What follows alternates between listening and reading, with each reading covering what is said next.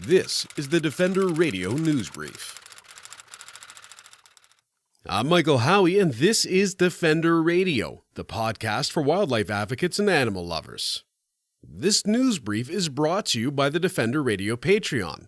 Support the show with this online crowdfunding platform for as little as $1 per month. Help us keep up with equipment and hosting costs. Get us closer to providing transcripts for the deaf and hard of hearing, and be automatically entered into some great contests. Get more information at patreon.com/defenderradio. LaSalle Park in Burlington, Ontario is a beautiful area, right on the shore of Lake Ontario. It's a diverse area, full of wildlife, walking trails, and natural history. But it's also where some individuals have complained coyotes are spending time and not reacting how residents believe the wild canids should. I spent a few hours with Lesley Sampson, co-founder and president of Coyote Watch Canada, walking the trails, discussing what factors could lead to behavior in coyotes that has received this troubling, and what coexistence solutions exist. Following our walk, we recorded a conversation in the parking lot of LaSalle Park to review our thoughts. This episode is a news brief edit of our interview. A full version of the interview will be available later this week at thefurbears.com, the iTunes Store, or wherever you listen to podcasts. LaSalle Park is gorgeous and full of wildlife, but it's quite apparent quite quickly that all species are showing a great deal of comfort with people. Lesley noted that this is an indicator of human behavior, and that it could have consequences for the animals. I've been here on numerous occasions during very peak times where there's a lot of activity here. And the animals that are present here have lost a lot of their natural aversion to people. You know, they're following, average citizen would say, stalking.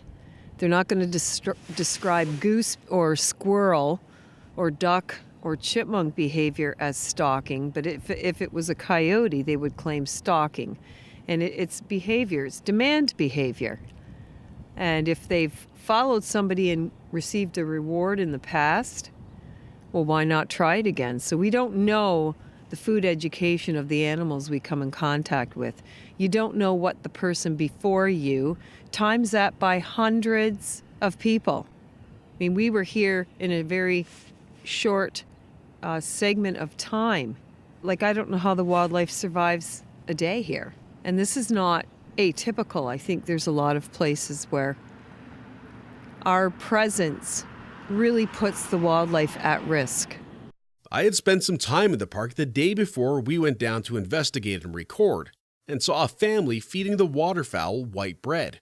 Extremely unhealthy for the animals, dangerous for behavior reasons, and ultimately against local bylaws. But feeding ducks and geese is something families have done for generations. What other things could we suggest they do to build a relationship with local wildlife?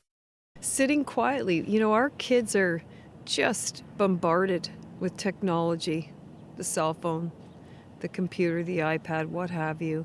That ability to explore and be out in nature and be still and quiet. We need to reframe our relationship with creatures that are not walking on two legs. Our kids are learning from us. I don't believe we need to be feeding animals to have really healthy, appropriate boundaries and relationships with them.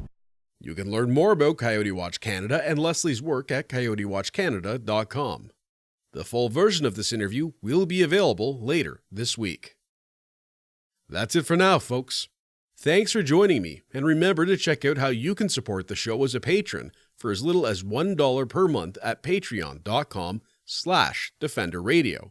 That's patreon.com/defenderradio. Until next time, I'm Michael Howie for Defender Radio, reminding you to stay informed and stay strong.